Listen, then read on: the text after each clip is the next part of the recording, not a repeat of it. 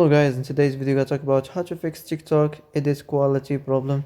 So the answer is easy, just to go to the settings and then scroll down to the apps section. And then go to the search and search TikTok. And then go to the storage, and here you will find this clear cache option, click on it. Now you can go check it if it works, and if it didn't you can try to restart your phone or turn the Wi-Fi off and on, or the Bluetooth or the airplane mode. Also you can try to clear data, but be careful. If you clear data, all the TikTok's data will be deleted.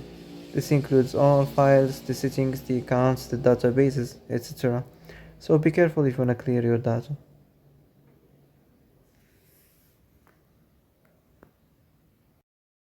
So that's it for today's video. I hope this is the answer you've been looking for.